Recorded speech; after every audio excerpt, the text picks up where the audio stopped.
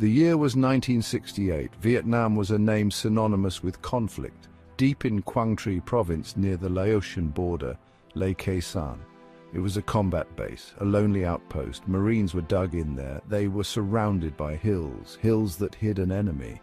The North Vietnamese army, the NVA, was gathering thousands of them. Their intentions were clear. They wanted Khe Sanh. They wanted to deliver a crushing blow, a blow to American morale, a blow to the war effort itself. The air was thick with unspoken dread. Every Marine knew something big was coming. Khe Sanh was strategically vital, or so the generals believed. It sat astride an infiltration route, the Ho Chi Minh Trail. Weapons and soldiers flowed south along this trail. Stopping that flow was paramount. The base became a symbol, a test of wills. For the Americans, holding Khe Sanh meant resolve. For the NVA, taking it meant victory. The red clay earth of Khe Sanh would soon soak up blood. It would become a landmark of the war, a place where courage and terror met. The world watched. The Marines waited. The jungle held its breath, a silent, ominous spectator. The base itself was a sprawling network. Trenches snaked across the landscape. Bunkers offered meager protection. The airstrip was its lifeline. Supplies came in by air. Wounded men went out by air. If the strip was cut, they were truly alone. The young men stationed there understood this vulnerability. They felt it in their bones. Each distant rumble, each rustle in the elephant grass could be the start of the fight for their lives. They were isolated, miles from any significant friendly force. Their world had shrunk to this patch of contested ground.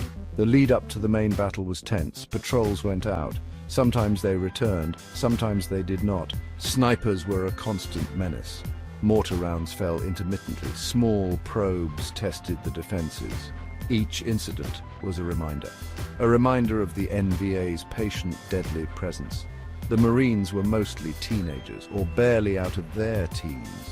They had left homes and families far behind. Now they faced a battle-hardened enemy. An enemy fighting on their own terms, in their own land. The siege of Khe Sanh was about to begin.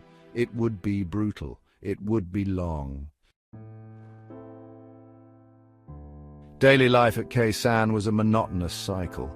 A cycle punctuated by sharp bursts of fear. The Marines filled sandbags. They cleaned their M16s. They stood watch. The red dust got into everything. Into their food, their clothes, their lungs. The bunkers were cramped and damp. Rats were common companions.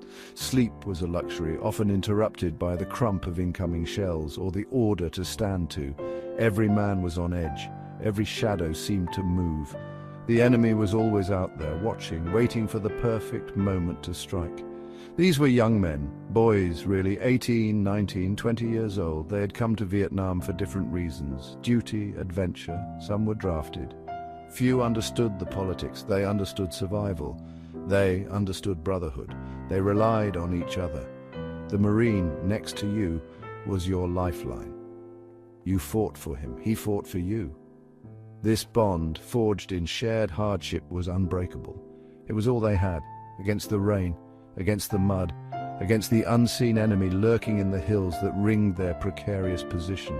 The waiting was a special kind of torture. Worse than the fighting, some would say.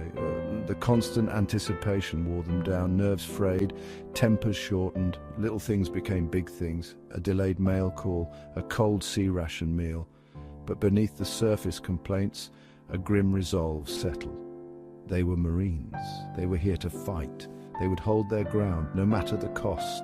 They dug deeper into the red earth, each shovelful a defiant act, each reinforced bunker a testament to their will. They were preparing for a storm of steel and fire. Food was often cold. Water was rationed. The stench of diesel, cordite, and unwashed bodies hung heavy. Letters from home were cherished, read and reread until the paper softened. They were brief connections to a world that seemed impossibly distant, a world of safety, a world of peace. Here there was only the war, only the base, only the enemy, and the gnawing certainty that the enemy was closing in.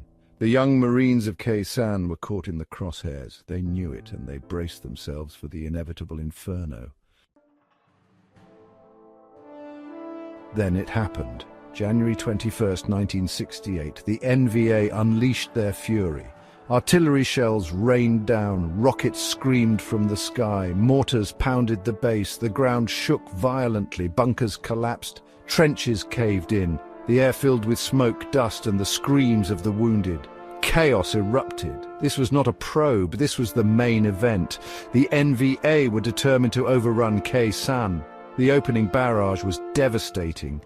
It was designed to break the Marines, to shatter their will to fight. Marines scrambled for cover. They returned fire.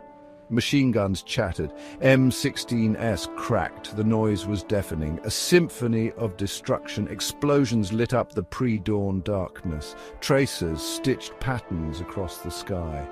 The perimeter was under assault. NVA soldiers, cloaked in the morning mist, charged the wire. They were met with a wall of American firepower. Hand-to-hand combat erupted in some sectors. It was brutal, primal, kill or be killed. There was no room for thought, only instinct, only survival. The airstrip, their vital link, was a primary target. Shells cratered the runway. Ammunition dumps exploded. One massive blast rocked the entire base, sending shrapnel and debris flying for miles. Men were buried alive.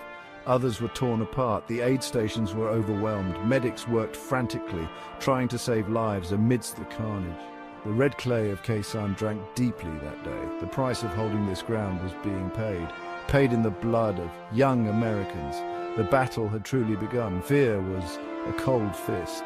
It gripped every man, but training took over. Discipline held. They fought back with a ferocity born of desperation. They knew what capture meant. They knew what defeat meant. They would not yield. For 77 days, the siege would continue. 77 days of constant bombardment, of relentless attacks, of dwindling supplies, of mounting casualties. The Marines at Khe Sanh were trapped, fighting for their lives, fighting for each other. In a remote corner of a war many back home were beginning to question. One veteran years later remembered the sound. It was the noise, he said, his voice quiet. The constant mind-numbing noise, explosions, gunfire, jets overhead. It never stopped. You couldn't think, you just reacted. You tried to stay alive. For the guy next to you, for yourself. Sometimes I still hear it, even now after all this time, the sound of Khe Sanh. It's a part of me, a part I can't ever really leave behind on that hill. His words carried the weight of memory, the weight of things seen, things endured. The battle for Khe Sanh was a brutal crucible. It forged heroes. It left deep scars. The official histories talk of strategy, of B-52 strikes, of Operation Pegasus, the relief effort. But for the men on the ground it was simpler. It was about survival. It was about courage. The courage to face death every single day. The courage to run into the fire, not away from it. They held the line against overwhelming odds. They endured conditions that would break most men. They fought with a tenacity that stunned their enemy. Eventually, the NVA siege was broken. The Americans claimed a victory. The base was held, but the cost was immense. Hundreds of Americans killed, thousands wounded. The NVA suffered far greater losses, but the strategic value of Khe Sanh remained debatable. Soon after the siege was lifted, the base was abandoned, dismantled, a fact that left many veterans with a bitter taste. What had it all been for, that piece of red clay, that hill of sacrifice? The questions lingered long after the guns fell silent. The survivors of Khe Sanh carried more than just physical wounds. They carried the memories, the faces of fallen comrades, the terror of the shelling, the quiet desperation of the bunkers. They had stared into the abyss, and the abyss had stared back. Yet they had survived.